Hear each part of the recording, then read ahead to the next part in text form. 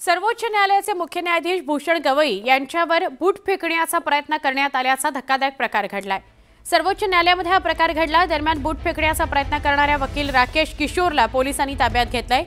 या घटनेनंतर न्यायालयातील सुरक्षा व्यवस्था अधिक कडक करण्यात आलेली आहे। सरन्यायाधीश भूषण गवई यांच्यावर बूट फेकण्याचा प्रयत्न झाला आणि तो न्यायालयामध्येच झाला। बूट फेकणाऱ्याला ताब्यात घेण्यात आलेला आहे आणि कोर्ट परिसरामध्ये बंदोबस्त वाढवण्यात आलेला आहे। वकील राकेश किशोर याला ताब्यात घेण्यात आलेला आहे।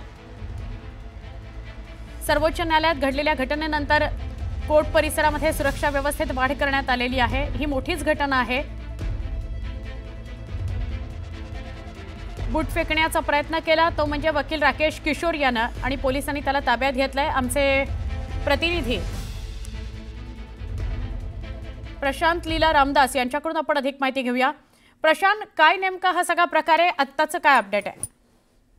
महत्त्वाचं म्हणजे आजचा सोमवारचा दिवस हा प्रचंड गोंधळाचा दिवस ठरलेला आहे। सुप्रीम कोर्टामध्ये सरन्यायाधीश भूषण गवई जेव्हा एका याचिकेवरती सुनावणी करत होती त्यावेळेस वकील राकेश किशोर यांनी थेट त्यांच्यावर बूट फेकण्याचा प्रयत्न केला।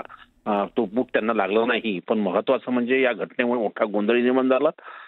खास करून जर बघितलं आपण त्या व्यक्तीला ताब्यात घेण्यात आला आहे। म्हणजे तो व्यक्ती जो आहे तो सुप्रीम कोर्टातला बार कौन्सिल ऑफ इंडियामध्ये जो राकेश किशोर म्हणून त्याची ओळख पटलेली आहे तो व्यक्ती आहे।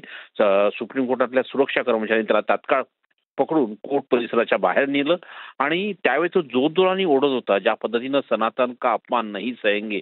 या घटनेनंतर संपूर्ण सुप्रीम कोर्टामध्ये सुरक्षा व्यवस्था देखील अगदी कडक करण्यात आलेली आहे। नक्की प्रशांत, धन्यवाद माहिती दिल्याबद्दल।